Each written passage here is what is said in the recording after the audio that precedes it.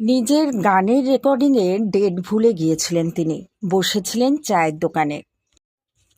ছেলেবেলায় তিনি একেবারেই গান ভালোবাসতেন না, গান গাইতেও চাইতেন না। খানিকটা লাজুক প্রকৃতির ছিলেন। কে জানতো বড় হয়ে তিনি পাহাড় সমান উচ্চতায় সঙ্গীতকে নিয়ে যাবেন। কে জানতো তিনি একজন নক্ষত্র হবেন। কে জানতো তিনি একজন দৃষ্টান্ত হবেন। আমাদের সকলের ভারী ভালোবাসার রশিদ খান, সঙ্গীত শিল্পী। নমস্কার বন্ধুরা, বান্ধবীতে আপনাদের সবাইকে স্বাগত। নিশ্চয়ই আপনারা সবাই খুব ভালো আছেন। প্লিজ লাইক করবেন, কমেন্টস করবেন এবং সাবস্ক্রাইব করবেন। অনেক অনেক ধন্যবাদ। আসুন আমরা জেনে নিই সঙ্গীত শিল্পী রশিদ খান সম্পর্কে, যিনি একজন ভারতীয় ধ্রুপদী সঙ্গীত শিল্পী। উস্তাদ রশিদ খান, যিনি 1 জুলাই 1968 সালে জন্মগ্রহণ করেন। 9 জানুয়ারি 2024 তার মৃত্যু হয়। তিনি ছিলেন হিন্দুস্তানি সঙ্গীত ঐতিহ্যের একজন ভারতীয় শাস্ত্রীয় সঙ্গীতজ্ঞ। তিনি রামপুর সহসমান ঘরানার অন্তর্গত এবং তিনি ঘরানার প্রতিষ্ঠাতা ইনায়েত হোসেন খানের প্রপৌত্র। তিনি সোমা খানকে বিবাহ করেছিলেন। বিভিন্ন সংস্করণে বলা একটি গল্পে পণ্ডিত ভীমসেন যোশী একবার মন্তব্য করেছিলেন যে রশিদ খান হলেন ভারতীয় কণ্ঠসঙ্গীতের ভবিষ্যতের নিশ্চয়তা। তিনি 2006 সালে পদ্মশ্রী এবং সেই সাথে সঙ্গীত নাটক একাডেমি পুরস্কারে ভূষিত হন। 2022 সালে তিনি শিল্পকলার ক্ষেত্রে ভারত সরকার কর্তৃক ভারতের 3য় সর্বোচ্চ বেসামরিক পুরস্কার পদ্মভূষণে ভূষিত হন। রশিদ খান উত্তরপ্রদেশের বুদাউনের সহসওয়ানে জন্মগ্রহণ করেন। তিনি তার মামা ওস্তাদ নিসার হুসেন খানের কাছ থেকে প্রাথমিক প্রশিক্ষণ গ্রহণ করেন। তিনি ওস্তাদ গোলাম মোস্তফা খানের ভাগ্নে। ছোটবেলায় গানের প্রতি তার আগ্রহ কম ছিল। তার মামা গোলাম মোস্তফা খান প্রথম তার মধ্যে সঙ্গীত প্রতিভা লক্ষ্য করেছিলেন এবং কিছু সময়ের জন্য তাকে মুম্বাইতে প্রশিক্ষণ দিয়েছিলেন। তবে রশিদ খান তার প্রধান প্রশিক্ষণ নিয়েছিলেন নিসার হুসেন খানের কাছ থেকে, প্রাথমিকভাবে বদাউনে তার বাড়িতে। নিসার হুসেন খান একজন কঠোর নিয়মানুবর্তী ছিলেন।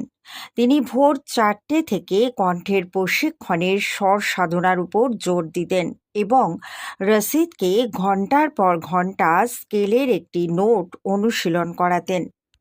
একটি মাত্র নোট অনুশীলন করতে একটি পুরো দিন ব্যয় করা হতো। ছোটবেলায় রশিদ এসব পছন্দ না করলেও তখনকার সুশৃঙ্খল প্রশিক্ষণ আজ তান ও লয়কারিতে তার সহজাত দক্ষতার পরিচয় দেয়।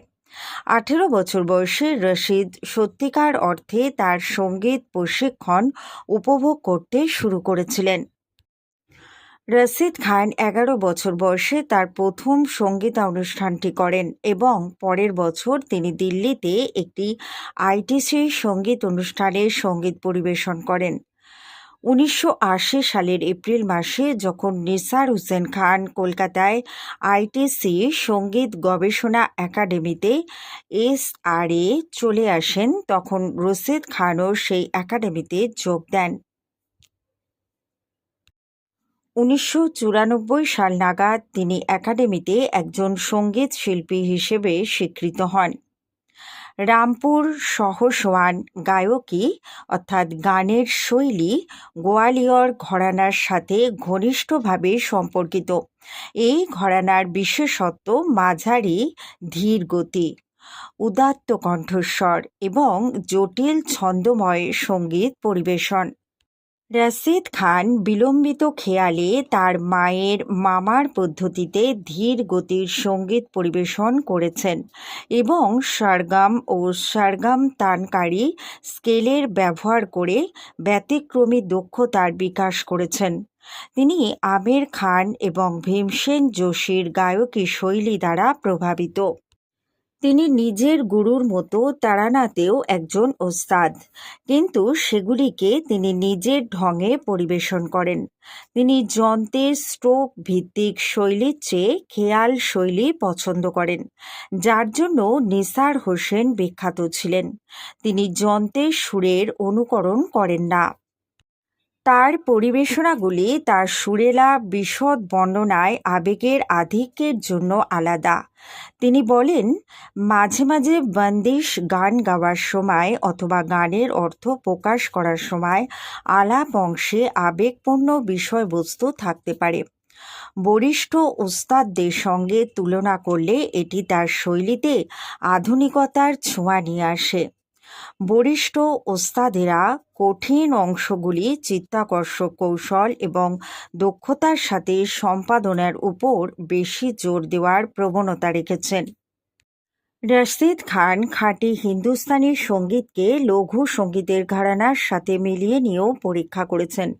যেমন সুফি ফিউশন রেকর্ডিংয়ে নয়না পিয়াসে আমির খুসরোর গান বা পশ্চিমী যন্ত্রবাদক লুই ব্যাংকসের সাথে পরীক্ষামূলক কনসার্টে তিনি সেতার বাদক শাহিদ পারভেজ এবং অন্যান্যদের সাথেও যুগলবন্দিও করেছেন।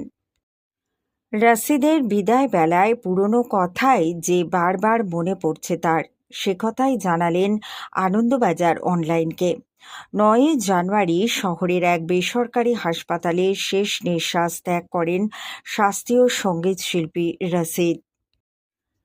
শেষবারের মতো রশিদ খানকে দেখতে হাসপাতালে যাওয়ার সময় আনন্দবাজার অনলাইনকে সমর বলেছিলেন, আজকের বিকেলটা অনেকটা রাতের মতো মনে হচ্ছে। রশিদের যে এত শরীর খারাপ জানতেই পারিনি। কত ছোট থেকে দেখেছি ওকে। শিল্পীর প্রয়াণ হলেও শিল্পের তো শেষ হয় না। ১০০ বছর পরেও সবাই ওর গান শুনবে। ১০ বছর বয়স থেকে রশিদকে আমি চিনি। ও ওস্তাদ হয়ে জন্মেছিল বলে আমার মনে হয়। কখনো যে ওকে নিয়েও এসব কথা বলতে হবে ভাবতে পারিনি। আমি, রশিদ, অজয় চক্রবর্তী আমরা সবাই একসঙ্গে থাকতাম SRA-তে। তারপর ধীরে ধীরে সবাই বেরিয়ে আসি। শিল্পী হয়েই জন্মেছিল রশিদ। ২০২২ সালে শেষবারের মতো দেখা হয়েছিল সমরের। তার প্রতিষ্ঠানে এসে অনুষ্ঠানও করেছিলেন রশিদ। সেই দিনের কথাই বারবার মনে করছিলেন গায়কের প্রিয় তবলিয়া। গত ৬ মাসে অনেকবারই গায়কের স্ত্রীর সঙ্গে কথা হয়েছিল তার, তবে সমরের ধরা গলায় খানিক অভিমানের সুর।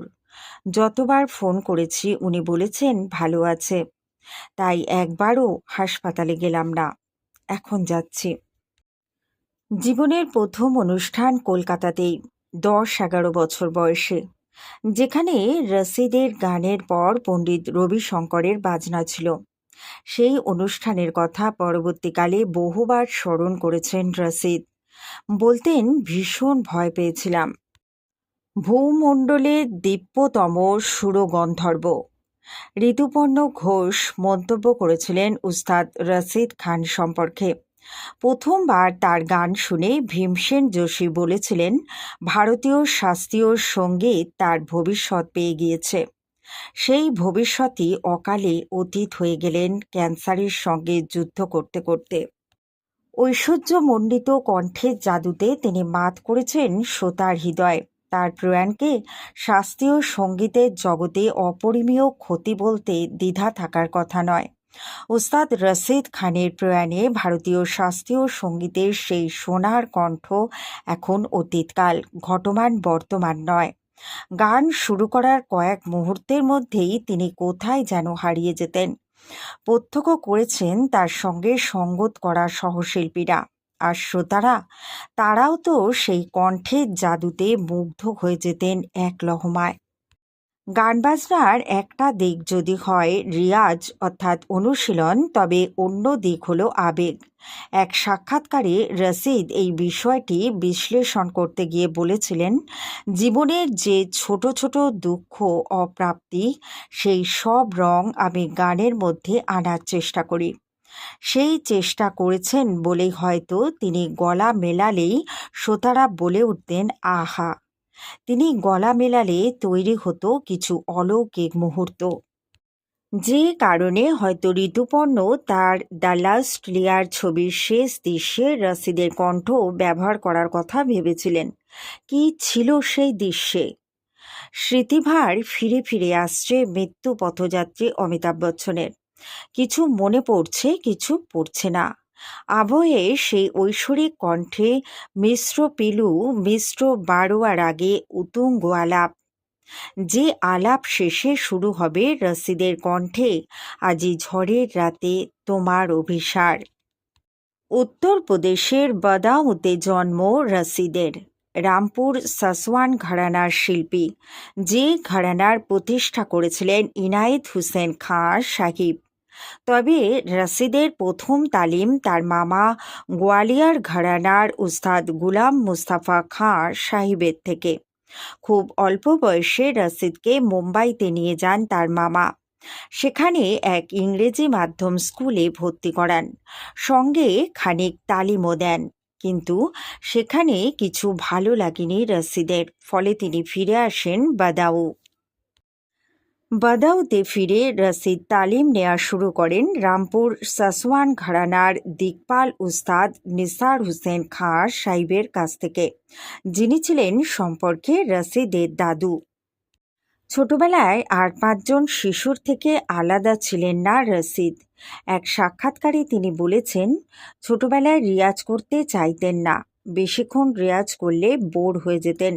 মনে হতো গান বাজনা ছেড়ে দিই। অনেকে বলতেন, গলা ভালো, গান করো, কিন্তু তার ইচ্ছে হতো না। দাদু নিসার হুসেন খাঁ সাহিব ছিলেন কড়া প্রকৃতির মানুষ, খুব রাগী। তার সঙ্গে কথাই বলা যেত না। রিয়াজে একটু ভুলচুক হলে সোজা চড় থাপ্পড়। মূলত তার ভয়ে রোজ নিয়ম করে রিয়াজ করতে হতো। কুমার প্রসাদ মুখোপাধ্যায়ের সঙ্গে এক সাক্ষাৎকারে সে কথা অকপটে স্বীকার করেছেন রসিদ খান। ১৯৭৮ সালে নিসার হুসেন খাঁ সাহিব চলে আসেন কলকাতায়। সঙ্গীত রিসার্চ একাডেমির গুরু হিসাবে কর্মজীবন শুরু করেন। সঙ্গে আসেন রসিদও। তিনি পরীক্ষা দেন এবং স্কলার হিসাবে দাদুর কাছে শিক্ষা শুরু করেন। সে সময় তার পরীক্ষা নিয়েছিলেন রায়চাঁদ বড়াল, এ কানন, মালবিকা কানন, বিজয় কিচলু, ভিজি যোগ এবং দীপালি নাগের মতো ব্যক্তিত্ব। সেই সব দিনের কথা স্মরণ করতে গিয়ে কুমার প্রসাদকে বলেছেন রসিদ, প্রথম শেখা রাগ ভৈরব। কয়েক মাস শুধু সা বলা অভ্যাস করতে বলেছিলেন দাদু। তারপর কয়েক মাস ধরে চলত খরচে রিয়াজ। অতঃপর দ্রুত লয়ে বিভিন্ন বন্দিশ শেখাতেন নিসার হোসেন।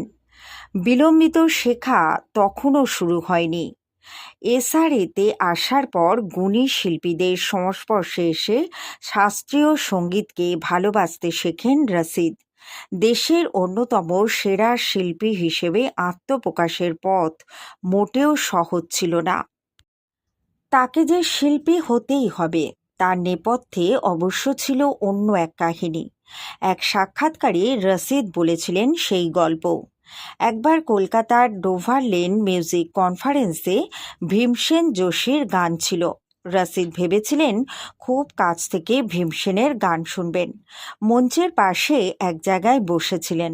সে সময় এক উদ্যোক্তা তাকে সেখান থেকে উঠে যেতে বলেন।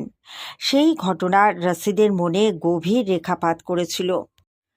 ভেবেছিলেন, ঠিক আছে, আমি একদিন এমন জায়গায় পৌঁছব যে তোমাদের দৌড়তে হবে আমার পিছনে। খুব অল্প দিনেই রসিদ সেই স্থান অর্জন করেছিলেন। একবার ডোভার লেন থেকে তাকে আমন্ত্রণ জানানোর জন্য এসেছেন উদ্যোক্তারা। যেদিন ডোভার লেনে অনুষ্ঠান, তার আগেই প্যারিসে রসিদের অনুষ্ঠান। রসিদ সেই অনুষ্ঠানের কথা উল্লেখ করে উদ্যোক্তাদের বলেছিলেন, আপনারা যদি প্যারিস থেকে আমাকে উড়িয়ে আনতে পারেন তাহলে আমি আপনাদের অনুষ্ঠানে গাইব। রসিদের নিজের ঘরের অন্যতম বৈশিষ্ট্য ছিল বোলতান, যা রসিদের গায়কিতে শেষ দিন পর্যন্ত ধরা দিত। সেই সঙ্গে ছোট ছোট সরগম করে বন্দিশের মুখ রাতে ফেরার যে শৈলী, তাও রপ্ত করেছিলেন। ফলে তার গানে যেমন নিসার হুসেন খাঁ সাহেবের বোলতানের ছায়া পাওয়া যেত, তেমনি ছোট ছোট সরগমের কারুকার্য করে স্বকীয় ছাপ আনার চেষ্টা করতেন তিনি। সেই সঙ্গে তার গানে উল্লেখযোগ্য স্থান পেয়েছে তারানা, যা তার উত্তরাধিকার সূত্রে প্রাপ্ত। কারণ উস্তাদ নিসার হুসেন খাঁ সাহেব তারানা গায়নকে ভিন্ন উচ্চতায় নিয়ে যেতে সক্ষম হয়েছিলেন।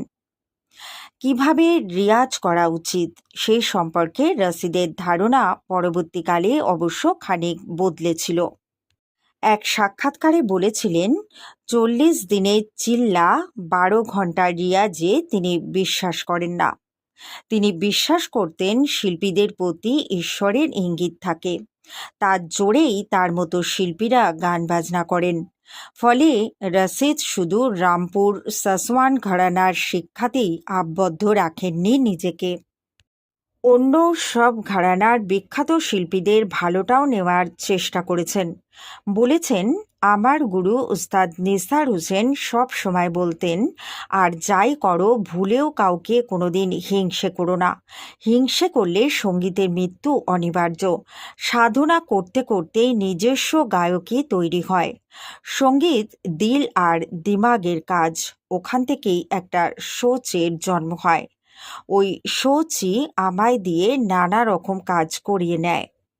জীবনের প্রথম অনুষ্ঠান কলকাতাতেই 10-11 বছর বয়সে, যেখানে রশিদের গানের পর পণ্ডিত রবিশঙ্করের বাজনা ছিল। যে অনুষ্ঠানের কথা পরবর্তীকালে বহুবার স্মরণ করেছেন রশিদ। বলতেন, জীবনে প্রথমবার সামনে 5-6 হাজার লোক দেখে ভীষণ ভয় পেয়েছিলাম। সেই অনুষ্ঠানে অনেক গুণী মানুষ এসেছিলেন, আমি পরদীপ গেয়েছিলাম। মানুষের খুব ভালো লেগেছিল। পণ্ডিত ভীমসেন যোশীর সঙ্গে বিশেষ সখ্য ছিল রশিদের। পুনেতে রশিদের অনুষ্ঠান থাকলে ভীমসেন উপস্থিত থাকতেনই। পুনেতে রশিদ আসছেন শুনলে এক কমন ফ্রেন্ডকে নির্দেশ দিতেন রশিদকে তার বাড়িতে নিয়ে যাওয়ার জন্য। তেমনি একবার গিয়েছেন সন্ধ্যার পর। ভীমসেনের বাড়িতে 8-10 জন শ্রোতা এসেছেন। রশিদ গান করেছেন। গানের পর রশিদকে 10,000 টাকা নজরানা দেন ভীমসেন। রশিদ তো কিছুতেই নেবেন না। ভীমসেন বলেছিলেন, কখনোই নজরানা ছাড়া গান গাইবে না। মূলত শাস্ত্রীয় সঙ্গীত গাইলেও ফিউশন, বলিউড এবং টলিউডের ছবিতে বহু গান করেছেন রশিদ। তার মধ্যে জব উই মেডের আওগে জব তুম সাজনা অসাধারণ জনপ্রিয়তা পেয়েছিল। গজলের অ্যালবাম করেছেন, রবীন্দ্রনাথের গান গেয়েছেন। তার কণ্ঠে উস্তাদ বড়ে গুলাম আলীর ঠুংরি ইয়াদ পিয়া কি আয়ে শুনতে চেয়ে অনুরোধ আসত শ্রোতাদের। সঙ্গীত নাটক একাডেমি পুরস্কার, পদ্মভূষণ সম্মান যেমন পেয়েছেন, তেমনি বাংলা থেকেও পেয়েছেন বঙ্গবিভূষণ সম্মাননা। বাংলাকে ভালোবেসে যিনি কলকাতায় থেকে যাওয়ার সিদ্ধান্ত নিয়েছিলেন, সেই বাংলার মাটিতেই বিদায় নিলেন রশিদ খান। ক্যান্সার এবং মস্তিষ্কে রক্তস্খলনে জোড়া থাবা এড়িয়ে আর ফেরা হলো না তার। শিল্পীর প্রয়াণ হয়, কিন্তু শিল্পের তো হয় না। ফলে দেশ বিদেশের অজস্র ভক্তের কাছে অনুরণিত হবে, হতেই থাকবে ভূমণ্ডলে দিব্যতম সুরগন্ধর্বর ঐশ্বরিক কণ্ঠস্বর। পণ্ডিত ভীমসেন যোশী বলেছিলেন, রশিদ খানের কণ্ঠ ভারতীয় শাস্ত্রীয় সঙ্গীতের ভবিষ্যৎ। সেই কণ্ঠ থেমে গেল চিরকালের জন্য। মাত্র 55 বছর বয়সে প্রয়াত হলেন রশিদ খান। ভারতীয় শাস্ত্রীয় সঙ্গীত শিল্পী রশিদ খানের মৃত্যু সংবাদ পেয়েই হাসপাতালে ছুটে গিয়েছিলেন মুখ্যমন্ত্রী মমতা বন্দ্যোপাধ্যায়। তিনি জানিয়েছিলেন, হাসপাতাল থেকে সরাসরি রশিদের দেহ পৌঁছে যাবে পিস হেভেনে। 10ই সেপ্টেম্বর বেলা 9:30 নাগাদ রশিদ খানকে নিয়ে যাওয়া হয়েছিল প্রথমে রবীন্দ্র সদনে, তারপর তার নাকতলার বাড়ি হয়ে টালিগঞ্জেই শেষকৃত্য হয়েছিল। গান স্যালুটে সম্মানিত হয়েছিলেন শিল্পী। রশিদ খানের মৃত্যুর পর অনেকেই ক্ষোভ উগরে দিয়েছেন তার স্ত্রী জয়িতা বসু ও তার পরিবারের প্রতি। রশিদের স্ত্রী জয়িতা বসু স্বামীর অসুস্থতার খবর শেয়ার করেননি। কাছের লোকের কাছেও এড়িয়ে গিয়েছেন। উঠেছে এই অভিযোগও। আর তাতেই অনেকের হাহাকার, আগে জানলে শেষবার অন্তত দেখতে পারতাম। রশিদ খানের মৃত্যুতে ক্ষোভে ফেটে পড়েছেন পণ্ডিত অজয় চক্রবর্তী। বলেছিলেন, গতকাল রাতেও পরিবার থেকে জানিয়েছে রশিদ দুবাইয়ে রয়েছেন, ভালো আছেন, গান গাইছেন। এখন টিভি খুলে দেখছি তিনি প্রয়াত। এটা কি? কাউকে কিছু না জানালেও গায়কের পাশেই ছিলেন রশিদ খানের স্ত্রী। সেই কবে বিয়ে হয়েছে তাদের? দুজনের বয়স তখন ওই 20-21। অ্যারেঞ্জড লাভ ম্যারেজ হয়েছিল তার। স্বামীর মৃত্যুতে ভেঙে পড়েছেন তিনি। জয়িতা বসু আজ বাক্যহারা। এ শোক সহ্য করা কি আর মুখের কথা? প্রয়াত রশিদ খানের অন্যতম সেরা সৃষ্টি আওগে জব তুম। জানেন, এই গানের জন্য মোটা টাকা পারিশ্রমিক দাবি করেছিলেন ওস্তাদ। সঙ্গীত পরিচালক আবদার করে বলেছিলেন, আপনি এই প্রস্তাব ফেরাতে পারবেন না। আমি আপনাকে খুব ভালোবাসি, কিন্তু আমার কাছে এত টাকা নেই। শুনে হাসি মুখে রাজি হয়ে গিয়েছিলেন তিনি। সৃষ্টি হয়েছিল বলিউডের এভারগ্রিন এই গান। উত্তরপ্রদেশে জন্ম হয়েও কলকাতায় চলে এসেছিলেন অনেক ছোটবেলায়। এই শহরকে ভালোবেসে আর নিজের রাজ্যে ফিরে যাননি রশিদ। মুম্বাইয়ে কাজে গেলেও কলকাতায় ফিরে আসতেন বারংবার। এই শহরের বুকেই চিরনিদ্রায় অস্ত গেলেন রশিদ খান। কী বা এমন বয়স হয়েছিল তার? এই তো মাত্র 55। ক্যান্সারে আক্রান্ত হয়েছিলেন আগেই, ঠিকও হয়ে গিয়েছিলেন। এভাবে যে তিনি চলে যাবেন ধারণাও করতে পারেননি ভক্তরা। তাদের চোখে জল। সাজনা আর আসবেন না, আর গান গেয়ে বলে উঠবেন না, আঙ্গনা ফুল খিলেঙ্গে। যে গান বলিউডের এভারগ্রিন, যে গান প্রজন্মের পর প্রজন্মের কাছে থেকে যাবে বলেই এক শ্রেণীর বিশ্বাস। এই গান যেন রশিদের কণ্ঠের জন্যই জন্ম নিয়েছিল। প্রতিটা শিল্প সৃষ্টির এক নির্দিষ্ট লক্ষ্য থাকে। এই গানের সুর জন্ম নিয়েছিল বহু বছর আগে। সালটা 2007। মুক্তি পেয়েছিল বলিউডের অন্যতম মিউজিক্যাল হিট ছবি জব উই মেড।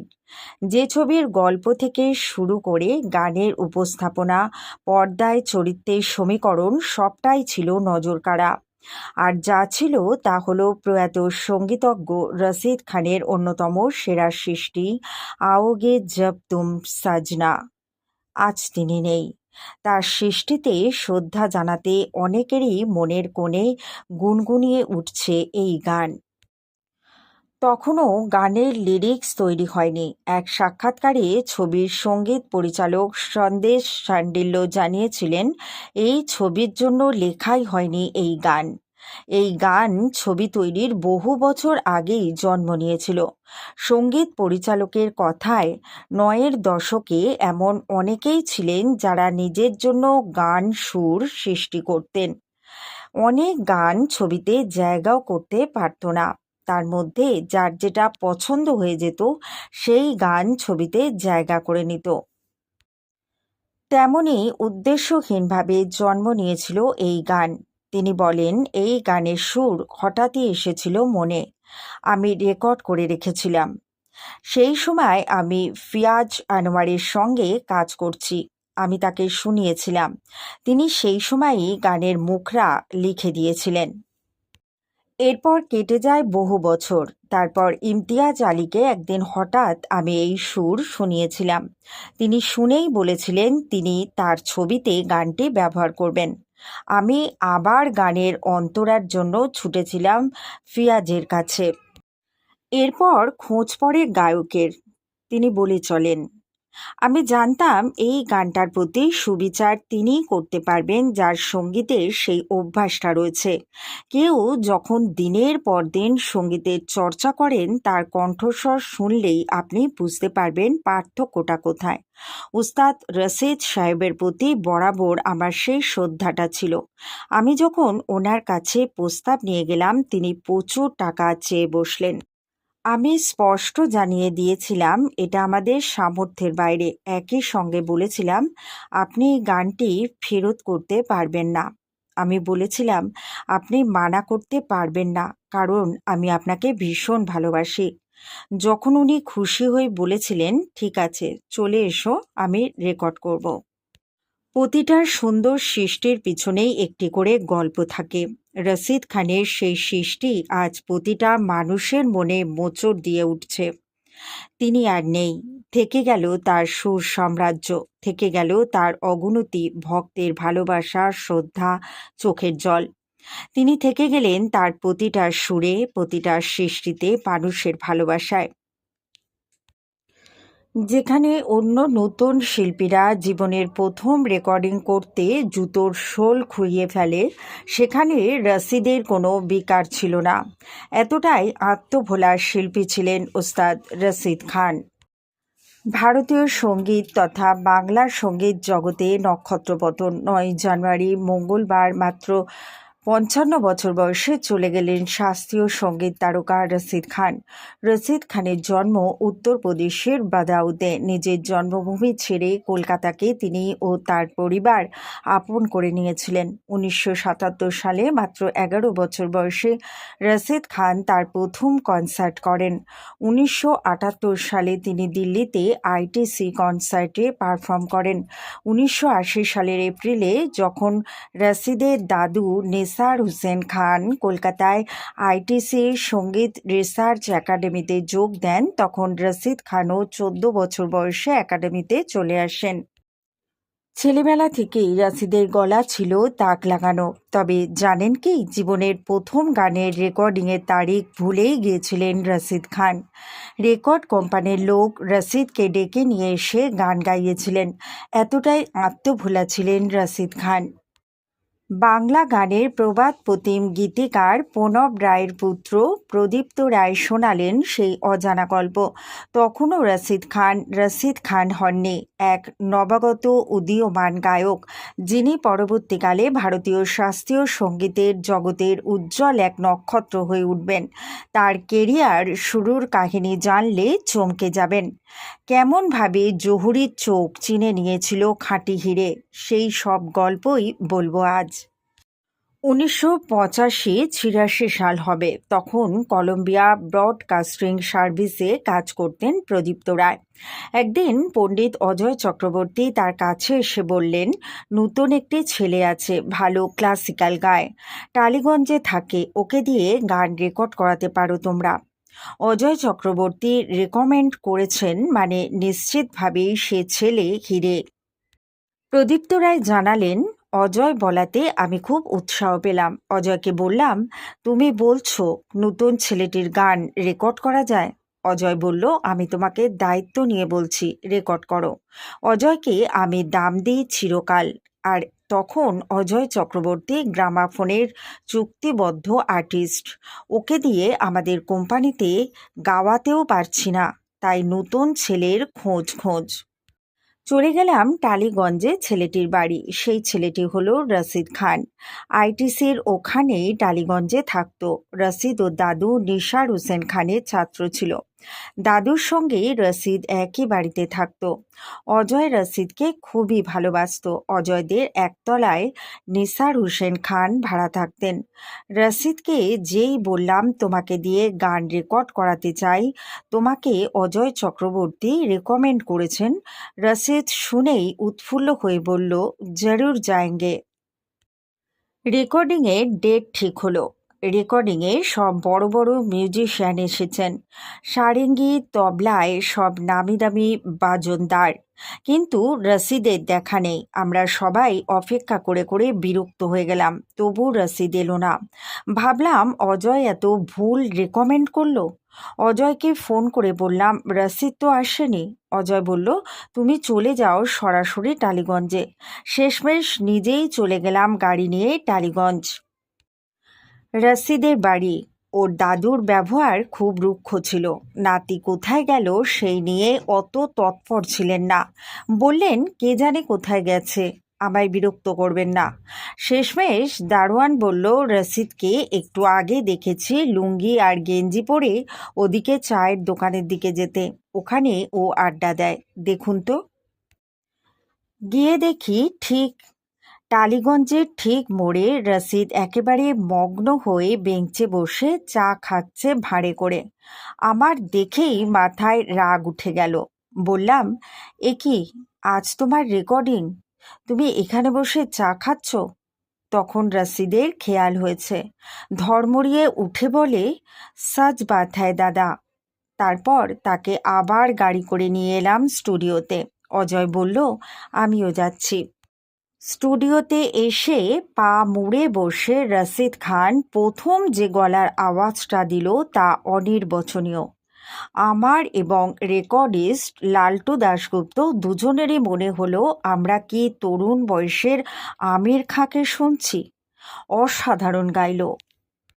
এই হলো রসিদ খান। এতটাই আত্মভোলা ছিল রসিদ খান। ওর জীবনের প্রথম রেকর্ডিংয়ে ক্লাসিক্যাল রাগ গেয়েছিলেন রসিদ খান। তখন ক্যাসেটের যুগ। সেই ক্যাসেট রসিদকে প্রথম পরিচয় দিয়েছিল। তারপরেই রসিদ গ্রামাফোনের চুক্তিবদ্ধ শিল্পী হলো। যেখানে অন্য নতুন শিল্পীরা জীবনের প্রথম রেকর্ডিং করতে জুতোর শোল খুইয়ে ফেলে, সেখানে রসিদের কোনো বিকার ছিল না। এতটাই আত্মভোলা শিল্পী ছিলেন ওস্তাদ রসিদ খান। তারপর যখনই ওর সঙ্গে দেখা হয়েছে আমায় দাদা বলে জড়িয়ে ধরেছে। কখনো ভোলেনি ওর সেই প্রথম গান রেকর্ডিংয়ের কথা। শুধু নিজের পারিশ্রমিক নিয়েই নয়, আমি কতটা পারিশ্রমিক পেলাম সেটাও খোঁজ নিত। ওর মতো মানুষ হবে না। এত সহজ সরল সাদাসিধে মানুষ। ভীষণভাবে মনে রেখেছিল প্রথম দিনের রেকর্ডিংয়ের কথা। ডোভার লেন মিউজিক কনফারেন্সে আমাকে দেখে হাঁটু ছুঁয়ে প্রণাম করে জড়িয়ে ধরেছিল। বললাম, তু তো কামাল কর দিয়া। লোকের জানা উচিত কত সহজ সরল মানুষ ছিল এই রসিদ খান। উত্তরপ্রদেশে বরেলির কাছে এক বিখ্যাত উর্দু কবি ও গীতিকার শাকিল বাদাউর নামে রয়েছে বাদাউ নামে একটি গ্রাম। এই গ্রামেই ওস্তাদ রসিদ খান জন্ম নেন। তার পিতা হামিজ রেজা খান ছিলেন সঙ্গীতজ্ঞ আর মা শাকরি বেগম ছিলেন গৃহিণী। রসিদ খান যে পরিবারে জন্ম নিয়েছিলেন, শাস্ত্রীয় সঙ্গীতের ইতিহাস ও তাৎপর্য বিবেচনায় সেই পরিবারের গুরুত্ব ছিল অপরিসীম।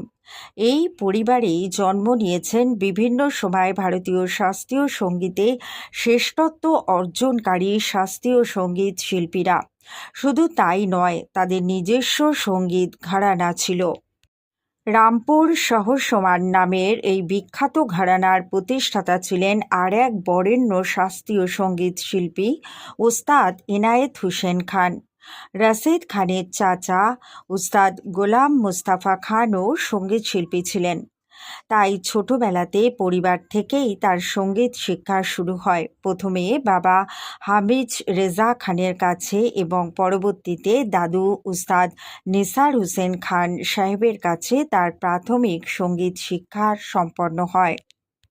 ছোটবেলাতে তিনি ছিলেন খুব চঞ্চল আর দুরন্ত প্রকৃতির। গানের নিয়মিত চর্চার চেয়ে ফুটবল খেলাতেই ছিল তার বেশি মনোযোগ। কিন্তু তার দাদু উস্তাদ নিসার হুসেন খানের কঠোর নিয়মকানুন আর অনুশাসনে নিয়মিত চর্চা করতে হতো তাকে। তিনি নিজেই ছোটবেলায় তার কঠোর সঙ্গীত চর্চা সম্পর্কে বলেছেন, যতক্ষণ পর্যন্ত সুরটা ঠিক জায়গায় লাগছে না ততক্ষণ চলত রেওয়াজ। মাত্র 11 বছর বয়সে রসিদ খান মঞ্চে প্রথম সঙ্গীত পরিবেশন করেন। এর পরের বছর 1978 সালে দিল্লিতে আইটিসি সঙ্গীত সম্মেলনে তিনি সঙ্গীত পরিবেশন করেন এবং অতি অল্প বয়সেই তার সঙ্গীত গায়কী সকলকে আকৃষ্ট করে।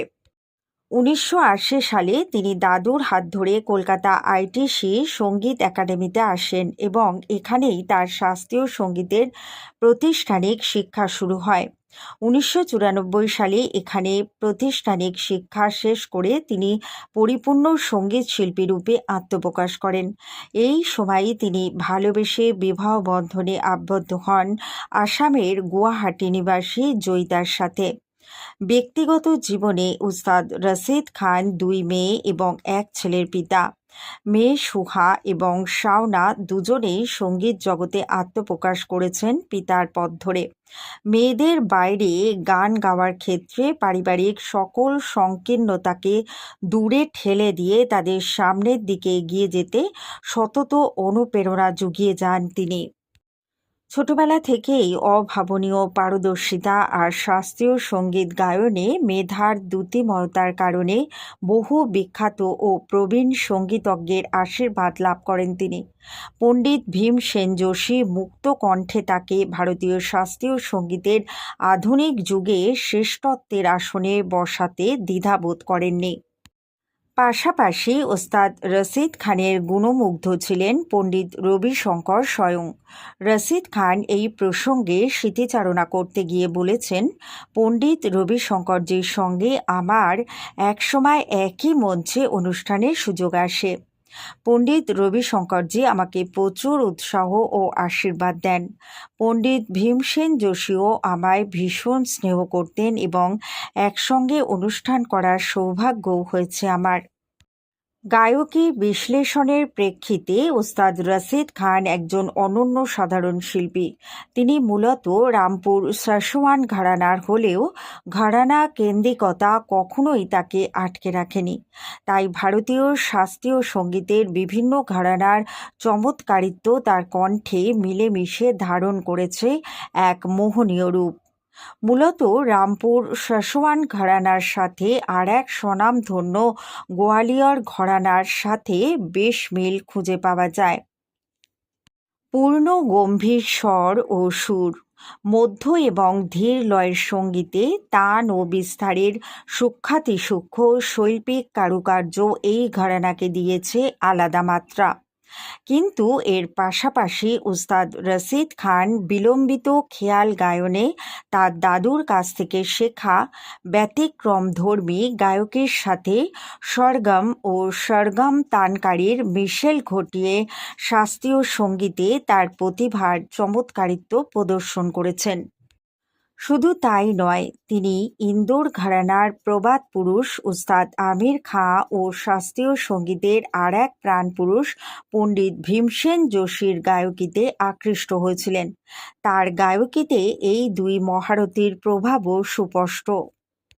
এভাবেই শাস্ত্রীয় সঙ্গীতে ছড়িয়ে ছিটিয়ে থাকা মুক্তোর মতো সকল অনন্য গায়ন রীতিকে নিজের মতো করে তিনি একত্র করে সৃষ্টি করেছেন অনবদ্য সঙ্গীত মূর্ছনার। আর ঠিক এখানেই কেবলমাত্র একজন শাস্ত্রীয় সঙ্গীত শিল্পী হিসেবেই শুধু নয়, উস্তাদ রশিদ খান হয়ে উঠেছেন মালব কৌশিকের বজ্জুর সময় হতে চলে আসা ভারতীয় শাস্ত্রীয় সঙ্গীতের সমৃদ্ধতম ধারক ও বাহক। শুধু খেয়াল নয়, তারানাতেও তিনি তার অনবদ্য পাণ্ডিত্য প্রদর্শন করেছেন। দাদু উস্তাদ নিসার হুসেন খান থেকে প্রাপ্ত তারানা গায়নে অনন্য শৈলীকে তিনি নিজের সৃষ্টিশীলতা দিয়ে কারুকার্য মণ্ডিত করার মাধ্যমে তিনি তার পরিবেশিত প্রতিটি তারানাকে পৌঁছে দিয়েছেন এক অন্য উচ্চতায়। তার গায়কীর আরেকটি অন্যতম বৈশিষ্ট্য হল তিনি শাস্ত্রীয় সঙ্গীতে রাগের চলন অনুযায়ী কঠোর নিয়মের বাঁধনে আবদ্ধ করে সুরকে নিয়ে শুধু খেলাই করেন না, পাশাপাশি বন্দিশ কিংবা আলাপের সময় আবেগের স্নিগ্ধ স্পর্শ দিয়েও সঙ্গীতকে স্পর্শ করেন। আমির খুসরোর নয়না পিয়াসে গানটিকে তিনি সুফি ঢঙে গেয়েছেন। পাশ্চাত্য সঙ্গীতের সাথে ভারতীয় মার্গ সঙ্গীতের এক নতুন ধারার সৃষ্টি করতে লুই ব্যাংকসের সাথে যুগলবন্দি করেছেন। শাস্ত্রীয় সঙ্গীতের মানুষ হলেও তিনি বেশ কিছু চলচ্চিত্রে গানে কণ্ঠ দিয়েছেন। নচিকেতার সাথে গেয়েছেন রবীন্দ্রসঙ্গীতের অসাধারণ কিছু যুগলবন্দি।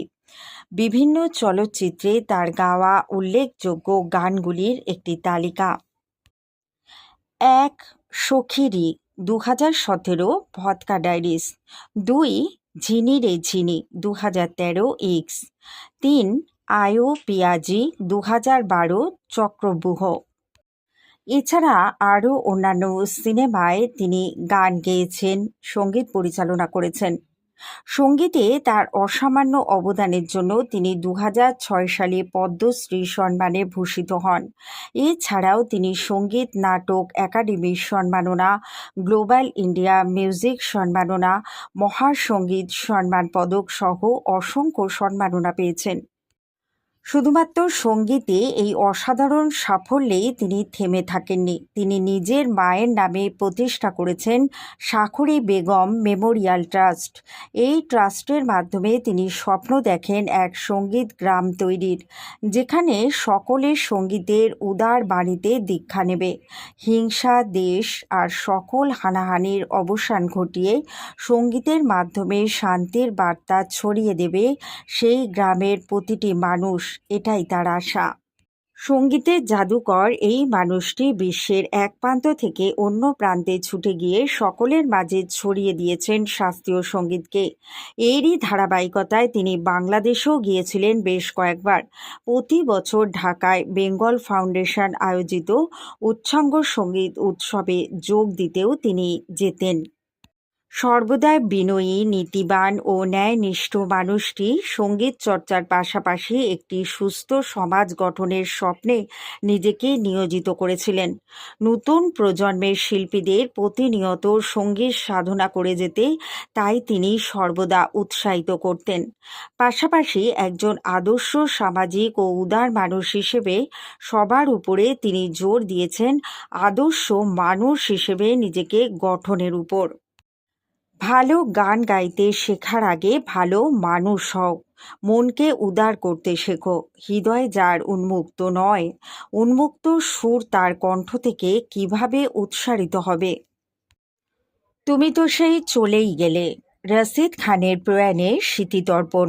রাজীব চক্রবর্তী। 1991 সালের জানুয়ারি মাসে রবীন্দ্র সদনে 23 বছরের রশিদ খানের গান শুনেছিলাম প্রথম। পশ্চিমবঙ্গ সরকার একটি অনুষ্ঠানের আয়োজন করেছিল তরুণ শিল্পীদের নিয়ে। সেই অনুষ্ঠানে ছিলেন রশিদ খান, স্লাইড গিটারে দেবাশিস ভট্টাচার্য, তার কাছেই তখন আমি শিখছি, সরোদে তেজেন্দ্র নারায়ণ মজুমদার, সন্তরে তরুণ ভট্টাচার্য, মণিপুরীতে শ্রুতি বন্দ্যোপাধ্যায় এবং প্রীতি প্যাটেল, যারা পরবর্তীকালে সকলেই শিল্পী হিসেবে নিজেদের প্রতিষ্ঠা করেছেন। আজ প্রায় 33 বছর পরেও রশিদ খান নামটা শোনার সঙ্গে সঙ্গে সেই প্রথম গান শোনার স্মৃতিটাই ফিরে আসে। সেদিনের অপরিণত রশিদের গানে যে ভবিষ্যৎ শিল্পীর আভাস পাওয়া গিয়েছিল, সেই টানেই বারবার ওর গান শুনতে ছুটে গিয়েছি।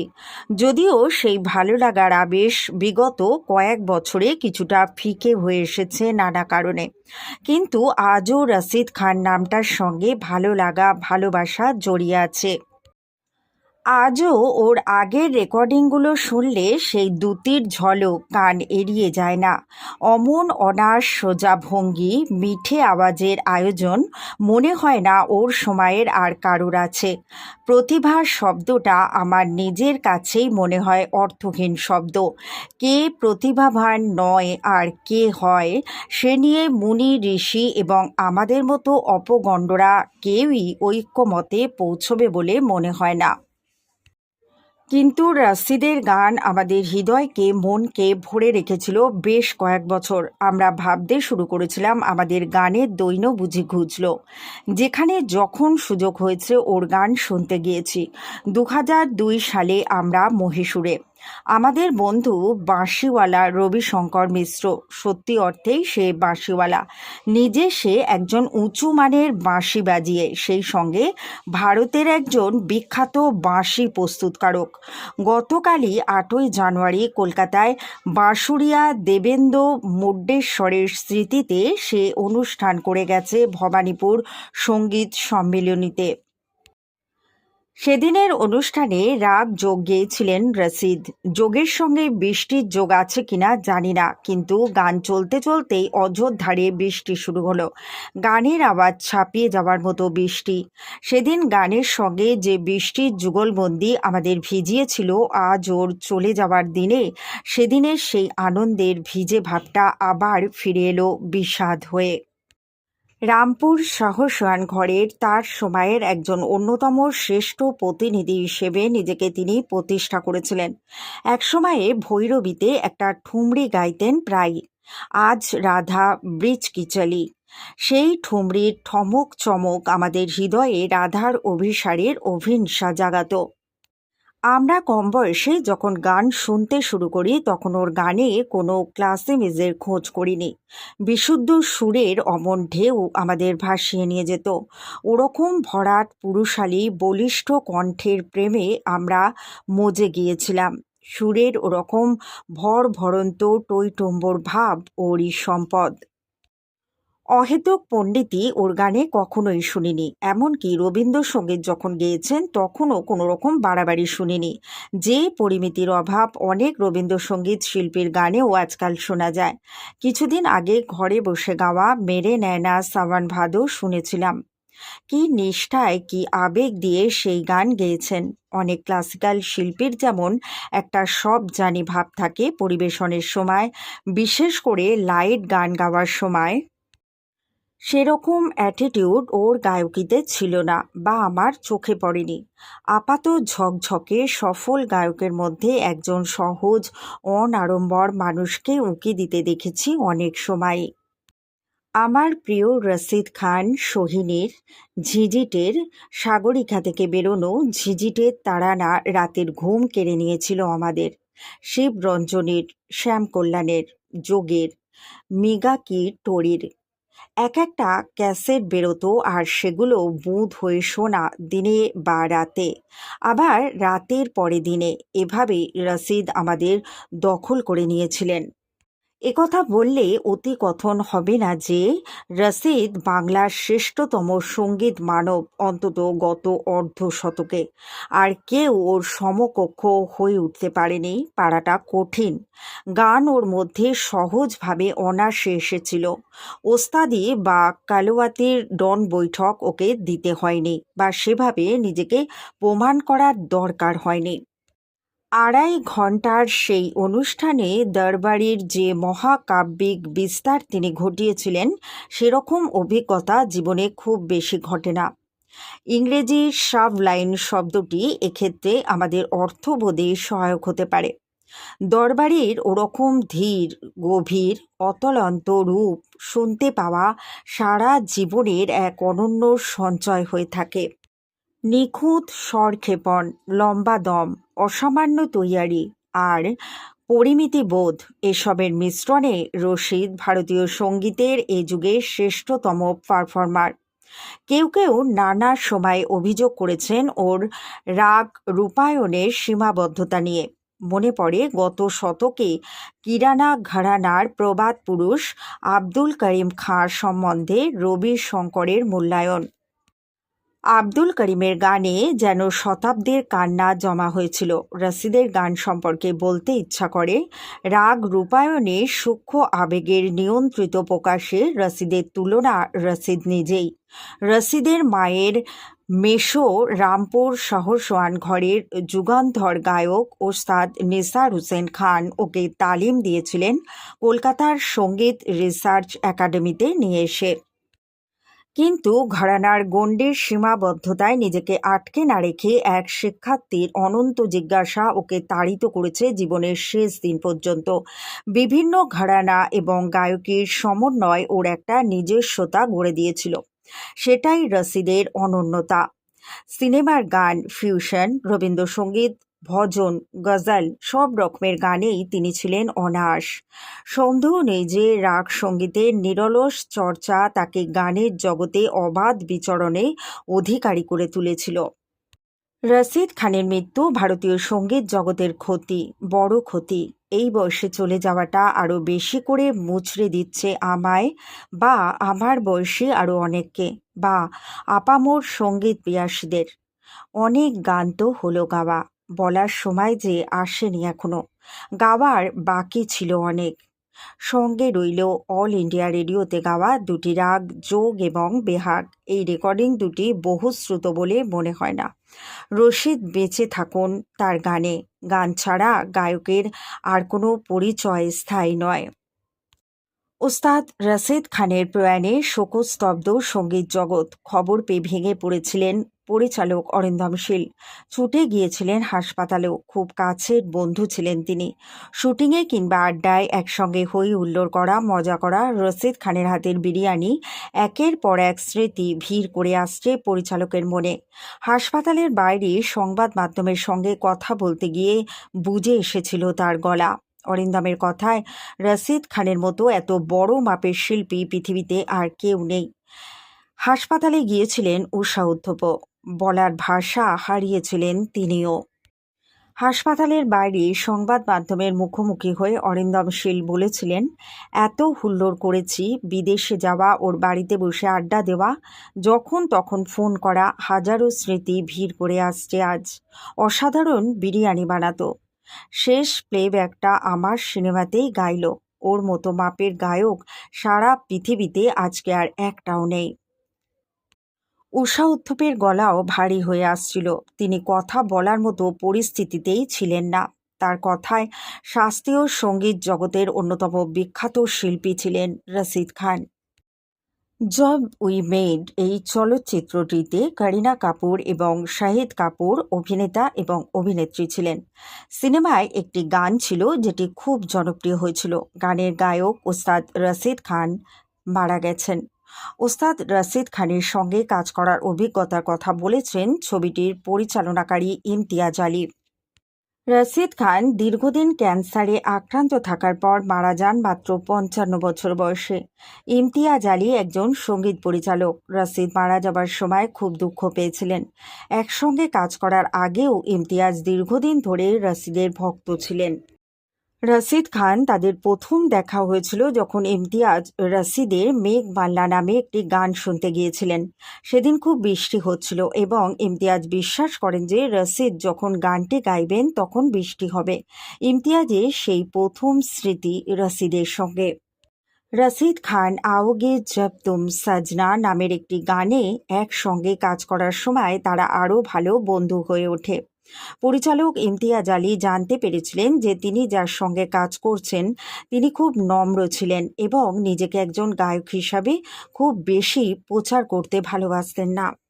তিনি আগে কখনো রেকর্ডিংয়ে গান করেননি এবং ভেবেছিলেন লোকেরা তাকে ভালো গায়ক হিসাবে বিবেচনা করবে না।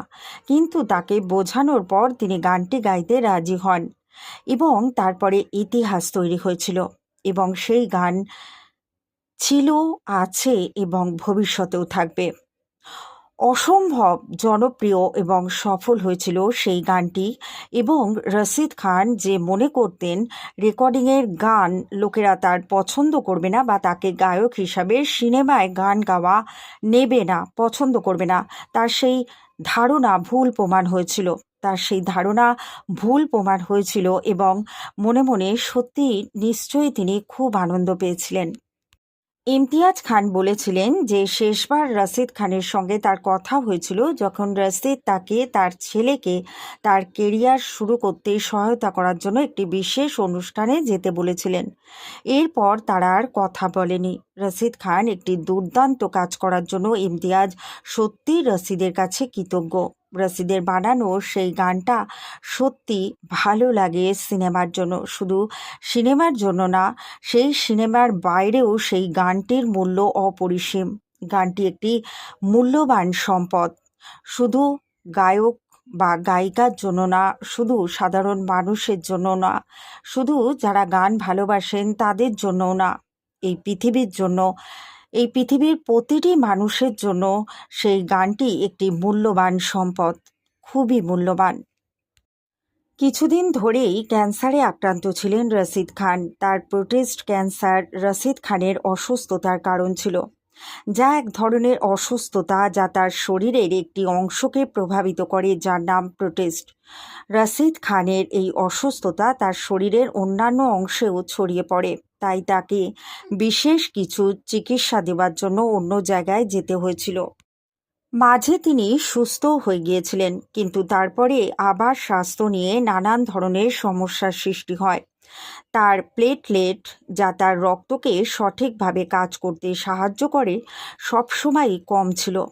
তারপর 21শে নভেম্বর তার স্ট্রোক হয়, যা তার স্বাস্থ্যকে আরও খারাপ করে তোলে। তাকে তখনই হাসপাতালে যেতে হয়। দুঃখজনকভাবে রশিদ খান গত 9 জানুয়ারি মারা যান। গাছপালায় ঢাকা কবরখানার মাঝখান দিয়ে হেঁটে যেতে যেতে এমন এক অনুভূতি বাসা বাঁধে, যার ভাষা লুকিয়ে থাকে শুধু আকাশে। স্মৃতি ও মাটি প্রতি পলকে বলে দিয়ে যায়, এখানে রয়ে গিয়েছে আভিজাত্য, দারিদ্র্য, প্রেম, বিরহ, আনন্দ, যন্ত্রণার রাগমালা। গাছে গাছে কথা বলে, কবরে কবরে, গাছেও কবরেও কথা বলে। অতৃপ্তি থেকে গেল, তবু বরাবরই প্রতিভার সমুদ্রে মসৃণ ভেসে যাওয়া রশিদের কথা উঠলে বাকি ত্রয়ীর কথা ভেসে ওঠে।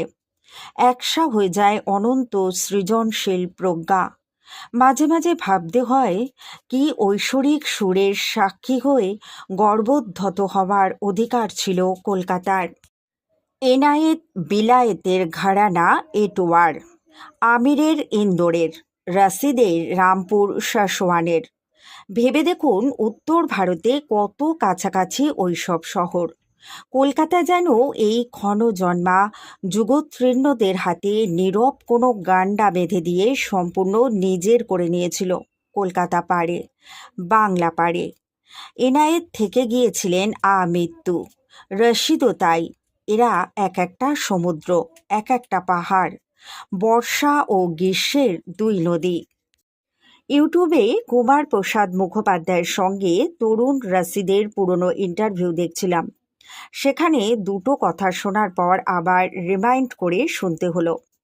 আজকের দিনে এত অবিশ্বাস্য কথাগুলো। মামা গুলাম মুস্তাফা খান তাকে মুম্বাই নিয়ে গিয়ে 8 মাস শুধু সরগম করিয়েছিলেন।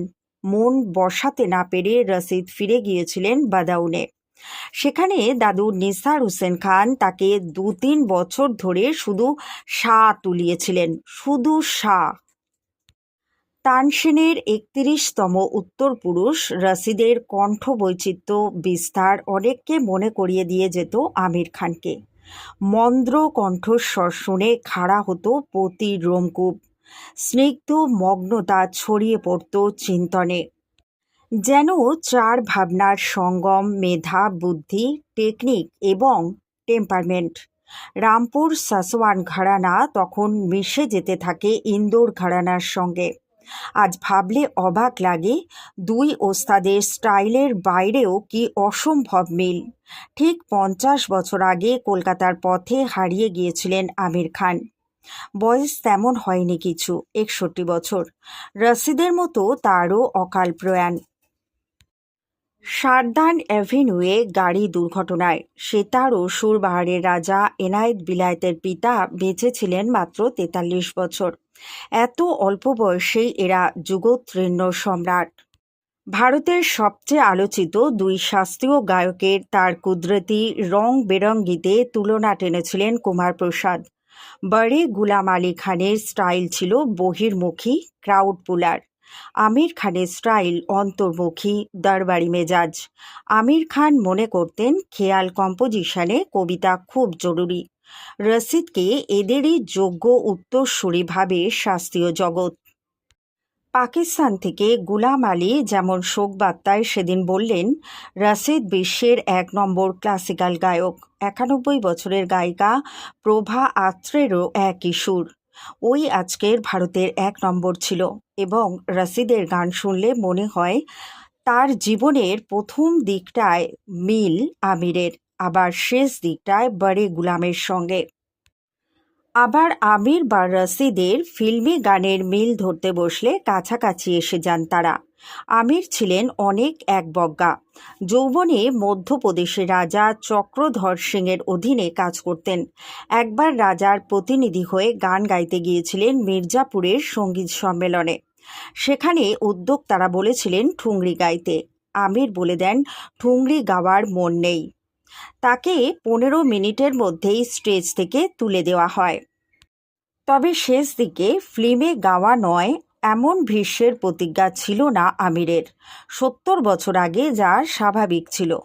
নৌসাদের সুরে বৈজু বাওড়া এবং শাবাব বসন্ত দেশাইয়ের সুরে ঝনক ঝনক পায়েল বাজে গুণ জুটি সাইনহাইয়ের মতো সুপারহিট ছবিতে গেয়েছেন স্বচ্ছন্দে। ক্ষুদিত পাষাণ ছবিতে আলী আকবরের সুরে প্রতিমা বন্দ্যোপাধ্যায়ের সঙ্গে ডুয়েটও গেয়েছেন ক্যাসে কাটে রজনী। রসিদের যেমন আওগে জব তুম সজনা কাল্ট গান হয়ে উঠেছে, তেমনি আমিরের বৈজু বাওড়ার মেঘ রাগে ঘনানা ঘনানা 72 বছর আগে কাল্ট গান হয়ে উঠেছিল। 2024-এর শুরুতেই ভারতের সঙ্গীত জগতের সৃষ্টি চিরকালীন শূন্যতা। প্রয়াত বিশিষ্ট সঙ্গীত শিল্পী উস্তাদ রশিদ খান 9 জানুয়ারি 2024 মঙ্গলবার দুপুর 3:45 নাগাদ সুরেলা দুনিয়াকে ফেলে নিস্তব্ধতার দুনিয়ায় চলে গেলেন উস্তাদ রশিদ খান। সঙ্গীত শিল্পী দীর্ঘদিন ধরেই অসুস্থ ছিলেন।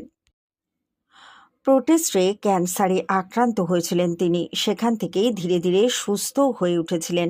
এর মধ্যেই তার মস্তিষ্কে একাধিকবার রক্তস্খলন বা স্ট্রোক হয়।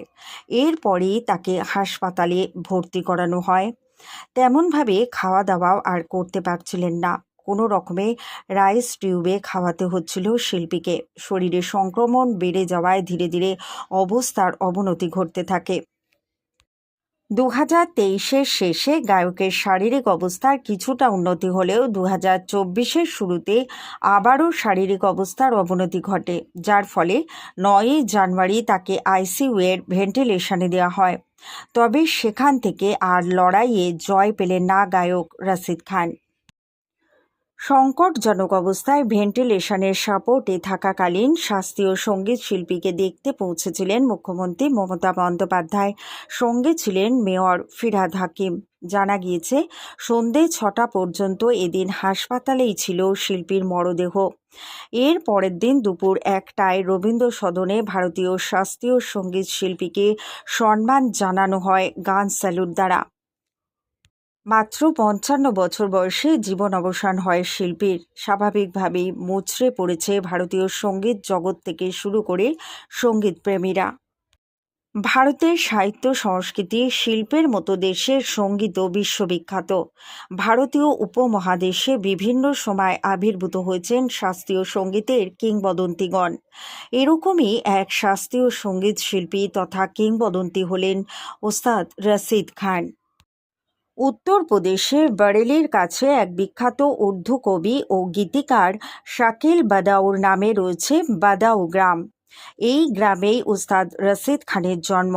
পিতা হামিদ রেজা খানও ছিলেন সঙ্গীতজ্ঞ, আর মা শাকরি বেগম ছিলেন গৃহিণী। রশিদ খান বিবাহ বন্ধনে আবদ্ধ হন আসামের গুয়াহাটি নিবাসী জয়িতার সঙ্গে। উস্তাদ রশিদ খানের 2 মেয়ে এবং 1 ছেলে। মেয়ে সুহা এবং শাওনা দুজনেই সঙ্গীত জগতে আত্মপ্রকাশ করেছেন পিতার পথ ধরে।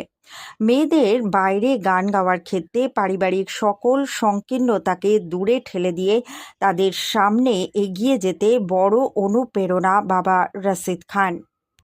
ভারতীয় শাস্ত্রীয় সঙ্গীত শিল্পী রশিদ খান যে পরিবারে জন্ম নিয়েছিলেন, শাস্ত্রীয় সঙ্গীতের ইতিহাস ও তাৎপর্য বিবেচনায় সেই পরিবারের গুরুত্ব ছিল অপরিসীম। এই একই পরিবারে জন্ম নিয়েছেন বিভিন্ন সময়ে ভারতীয় শাস্ত্রীয় সঙ্গীতের শ্রেষ্ঠত্ব অর্জনকারী শাস্ত্রীয় সঙ্গীত শিল্পীরা। শুধু তাই নয়, তাদের নিজস্ব সঙ্গীত ঘরানাও ছিল। রামপুর শাহ-সোয়ান নামের সেই বিখ্যাত ঘরানার প্রতিষ্ঠাতা ছিলেন আর এক বরেণ্য শাস্ত্রীয় সঙ্গীত শিল্পী উস্তাদ এনায়েত হুসেন খান। রশিদ খানের চাচা উস্তাদ গোলাম মুস্তাফা খানও সঙ্গীত শিল্পী ছিলেন। তাই ছোটবেলাতে পরিবার থেকেই তার সঙ্গীত শিক্ষা শুরু হয়। প্রথমে বাবা হামিদ রেজা খানের কাছে এবং পরবর্তীতে দাদু উস্তাদ নিসার হুসেন খান সাহেবের কাছে তার প্রাথমিক সঙ্গীত শিক্ষা সম্পন্ন হয়। পরিবারের অন্য সঙ্গীত শিল্পীদের মতোই তিনিও সঙ্গীতে পটু। তবে ছোটবেলাতে তিনি ছিলেন খুবই চঞ্চল আর দুরন্ত প্রকৃতির। গানের নিয়মিত চর্চার চেয়ে ফুটবল খেলাই ছিল তার বেশি প্রিয়। কিন্তু তার দাদু উস্তাদ নিসার হোসেন খানের কঠোর নিয়মকানুন অনুশাসনে নিয়মিত চর্চা করতে বাধ্য হতেন তিনি। হয়তো সেই কঠোর নিয়ম শাসনের কারণেই ভারত তথা বিশ্বের সঙ্গীত জগৎ এই কিংবদন্তিকে পেয়েছে। মাত্র ১১ বছর বয়সে রশিদ খান মঞ্চে প্রথম সঙ্গীত পরিবেশন করেন। এর পরের বছর ১৯৭৮ সালে দিল্লিতে আইটিসি সঙ্গীত সম্মেলনে তিনি সঙ্গীত পরিবেশন করেন এবং অতি অল্প বয়সেই তার সঙ্গীত গায়কী সকলকে আকৃষ্ট করে। এরপর ১৯৮০ সালে দাদুর হাত ধরে কলকাতা আইটিসি সঙ্গীত একাডেমিতে আসেন তিনি এবং এখানেই তার শাস্ত্রীয় সঙ্গীতের প্রাতিষ্ঠানিক শিক্ষা শুরু হয়। ১৯৯৪ সালে এখানে প্রাতিষ্ঠানিক শিক্ষা শেষ করে তিনি পরিপূর্ণ সঙ্গীত শিল্পী রূপে তথা গায়ক রশিদ খান হিসাবে আত্মপ্রকাশ করেন। গায়কী বিশ্লেষণের প্রেক্ষিতে উস্তাদ রশিদ খান ছিলেন একজন অনন্য সাধারণ শিল্পী। তিনি মূলত রামপুর সাসওয়ান ঘরানার ছিলেন। তবুও ঘরানা কেন্দ্রিকতা কখনোই সীমাবদ্ধ করতে পারেনি তাকে। তাই ভারতীয় শাস্ত্রীয় সঙ্গীতের বিভিন্ন ঘরানার চমৎকারিত্ব তার কণ্ঠে মিলেমিশে ধারণ করেছে এক মোহনীয় রূপ। মূলত রামপুর সাসওয়ান ঘরানার সাথে আর এক স্বনামধন্য গোয়ালিয়র ঘরানার সঙ্গে বেশ মিল খুঁজে পাওয়া যায়। পূর্ণ গম্ভীর স্বর ও সুধা, মধ্য এবং ধীর লয়ের সঙ্গীতে তান ও বিস্তারের সূক্ষ্মাতিসূক্ষ্ম শৈল্পিক কারুকার্য এই ঘরানাকে দিয়েছে আলাদা মাত্রা।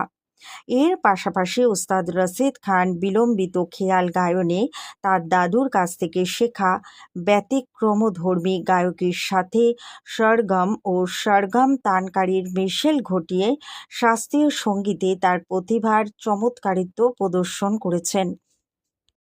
তিনি ইন্দোর ঘরানার প্রবাদ পুরুষ ওস্তাদ আমির খাঁ ও শাস্ত্রীয় সঙ্গীতের আর এক প্রাণপুরুষ পণ্ডিত ভীমসেন যোশীর গায়কীতে আকৃষ্ট হয়েছিলেন। ফলে তার গায়কীতে এই দুই মহারথীর প্রভাবও সুস্পষ্ট। শাস্ত্রীয় সঙ্গীত শিল্পী রশিদ খান তার অনবদ্য পাণ্ডিত্য প্রদর্শন করেছেন প্রত্যেক মুহূর্তে। দাদু উস্তাদ নিসার হোসেন থেকে প্রাপ্ত তারানা গায়নে অনন্য শৈলীতে তিনি নিজেকে সৃষ্টিশীলতা দিয়ে কারুকার্য মণ্ডিত করার মাধ্যমে তিনি তার পরিবেশিত প্রতিটি তারানাকে পৌঁছে দিয়েছেন এক অন্য উচ্চতায়। তার গায়কীর আরেকটি অন্যতম বৈশিষ্ট্য হল তিনি শাস্ত্রীয় সঙ্গীতে রাগের চলন অনুযায়ী কঠোর নিয়মের বাঁধনে আবদ্ধ করে সুরকে নিয়ে নানা রকমের খেলা করার পাশাপাশি বন্দিশ কিংবা আলাপের সময় আবেগের স্নিগ্ধ স্পর্শ দিয়েও সঙ্গীতের শোভা আরও বাড়িয়ে তোলেন। বলাই চলে শাস্ত্রীয় সঙ্গীতের কঠিন নিয়মের বেড়াজাল থেকে সুরের কারুকার্যে সেই প্রাচীনত্বকে বদলে দিয়েছিলেন উস্তাদ রশিদ খান। শুধুমাত্র সঙ্গীতে এই অসাধারণ সাফল্যেই তিনি থেমে থাকেননি। তিনি নিজের মায়ের নামে প্রতিষ্ঠা করেছেন শাকরি বেগম মেমোরিয়াল ট্রাস্ট। সঙ্গীতে তার অসামান্য অবদানের জন্য তিনি ২০০৬ সালে পদ্মশ্রী সম্মানে ভূষিত হন। এছাড়াও তিনি সঙ্গীত নাটক একাডেমির সম্মাননা, গ্লোবাল ইন্ডিয়া মিউজিক সম্মাননা, মহাসঙ্গীত সম্মান পদক সহ অসংখ্য সম্মাননা পেয়েছেন। ছোটবেলা থেকেই অভাবনীয় পারদর্শিতা আর শাস্ত্রীয় সঙ্গীত গায়নে মেধার দ্যুতিময়তার কারণে বহু বিখ্যাত ও প্রবীণ সঙ্গীতজ্ঞের আশীর্বাদ লাভ করেন তিনি। পণ্ডিত ভীমসেন যোশী মুক্ত কণ্ঠে তাকে ভারতীয় শাস্ত্রীয় সঙ্গীতের আধুনিক যুগে শ্রেষ্ঠত্বের আসনে বসাতে দ্বিধাবোধ করেননি। পাশাপাশি ওস্তাদ রশিদ খানের গুণমুগ্ধ ছিলেন পণ্ডিত রবিশঙ্কর স্বয়ং। মাত্র ৫৫ বছর বয়সে শাস্ত্রীয় সঙ্গীত শিল্পীর জীবন অবসান ভারত তথা গোটা বিশ্বের সঙ্গীত জগতের বড় ক্ষতি। তার কণ্ঠে একের পর এক গান মন কেড়েছিল ভক্তদের। হিন্দি বাংলার সমস্ত ভাষায় তার কণ্ঠে মেতেছে বাঙালি তথা অন্যান্য ভাষাভাষীর মানুষ। তবে সেতারের সুরে সে কণ্ঠ থেমে গেল চিরদিনের মতো। কে চলে গেল, দাদাও গেল। ওস্তাদ রশিদ খানের মৃত্যুর পর তার স্মৃতিচারণায় গায়ক জিৎ গঙ্গোপাধ্যায়। তিনি জানান, সঙ্গীত মহলের অনেক বড় ক্ষতি হয়ে গেল, বিশেষ করে আমার কাছে। বড় দাদা চলে গেলে ঠিক যেমন অনুভূতি হয় ঠিক তেমনই। ওর সম্পর্কে কিভাবে শুরু করব আমি নিজেই জানি না। প্রচুর গান, প্রচুর জ্যামিং, আড্ডা, খাওয়া দাওয়া করেছি। সঙ্গীত মহলের অনেক বড় ক্ষতি হয়ে গেল আমার কাছে, ব্যক্তিগত ক্ষতি। বড় দাদা চলে গেলে ঠিক যেমন অনুভূতি হয় আমার কাছে, বিষয়টা ঠিক তেমনই। বিষয়টা ফ্যামিলির, তাই ওর সম্পর্কে কিভাবে শুরু করব আমি নিজেই জানি না। তাজ অর্থাৎ রশিদ পুত্র, আরমান খান এবং ওর মেয়েরা আমাকে পাপ টু বলে ডাকে, মানে বাবা টু। আর চন্দ্রানীকে বলে মাম টু, মানে মা টু। এরকমই সম্পর্ক আমাদের। গত বছরের আগের বছরই তাজের জন্মদিনে ওর গন্ডা বন্ধন অনুষ্ঠানে আমরা সবাই হাজির ছিলাম। গান বাজনার কথা আমি আর কি বলবো। প্রচুর গান, প্রচুর জ্যামিং, আড্ডা, খাওয়া দাওয়া, নিজের হাতে খাইয়ে দেওয়া। ওর সম্পর্কে এই কথাগুলো এভাবে বলতে হচ্ছে, এটাই মেনে নিতে পারছি না। বুম্বাদা অর্থাৎ প্রসেনজিৎ চট্টোপাধ্যায় আমাকে একটা উপহার দিয়েছিলেন। উপহারই বলবো, কারণ ওই সময় আমি যে কাজগুলো করছিলাম সেই প্রেক্ষিতে একটু অন্য ধরনের ছবি বুম্বাদা আমায় উপহার দিয়েছিলেন। ছবির নাম ছিল বাপি বাড়ি যা। একটি গান ছিল, হয়তো অনেকেই শুনেছেন, সজনা বরসে হ্যায় কিউ আখিয়া। গানটা Rashid Khan গেয়েছিলেন। Super duper hit হয়েছিল। এই হিন্দি বাংলা সমস্ত লেখা চন্দ্রানী লিখেছিল, ওই রেকর্ডিং। তারপর মর্নিং ওয়ার্ক বলে একটি ফিল্ম, সেখানে ভোর বায়ো গানটি। প্রচুর গান রেকর্ড করেছি, কিন্তু ওর সঙ্গে রেকর্ডিং বা স্টুডিওতে সম্পর্কে আটকে না থেকে একটা দাদা ভাইয়ের সম্পর্ক তৈরি হয়ে গিয়েছিল। আমি এটাই বলবো যে 2 বছর আগে আর এক বন্ধুকে হারিয়েছিলাম, কে কে মেনন। বলতে বলতেই চোখ জলে ভরে উঠেছিল জিৎ গাঙ্গুলির। হয়তো 2-1 ফোঁটা অশ্রুও ঝরেছিল, তবে ভিতরে অশ্রুক্ষরণ হয়েছিল আরও বেশি। ভিতরে তোলপাড় হয়েছিল আরও বেশি। কে কে চলে গিয়েছিলেন, তারপরে চলে গেলেন রশিদ খান। 2 নক্ষত্র পতন, সঙ্গীত জগতের অপূরণীয় ক্ষতি, সমগ্র বিশ্বের সঙ্গীত প্রেমীদের ক্ষতি, যা কোনোদিনও পূরণ হবার নয়। তাদের গান এক একটি সম্পদ, মহামূল্যবান সম্পদ। শুধুমাত্র একটি সময়ের জন্য নয়, এই সব গানগুলি সারা জীবনের জন্য। পৃথিবী যতদিন থাকবে, সঙ্গীত যতদিন থাকবে, সঙ্গীত যতদিন থাকবে, এই বিশ্ব যতদিন থাকবে, এই গানগুলিও থাকবে। এবং বলা যায় এই গানগুলি চিরসবুজ, এই গানগুলি চিরবসন্ত। এর কোনো ক্ষয় নেই, কোনো শেষ নেই। সব সময়ের জন্য এগুলি নতুন, একেবারে নতুন। এগুলি কোনোদিনও পুরনো হয় না, পুরনো হবে না। তাই তারা চলে গেলেও তারা অমর। তারা এক একটি ধ্রুবতারা, তাদের নতুন করে ফিরে আসার প্রয়োজন হয় না। তারা আছেন, ছিলেন, আর থাকবেন। তারা ধ্রুবতারা হয়ে থাকবেন সবার উপরে, সবার মাথার উপরে। তাদের কোনো ক্ষয় নেই, তাদের কোনো শেষ নেই। অনেক ধন্যবাদ।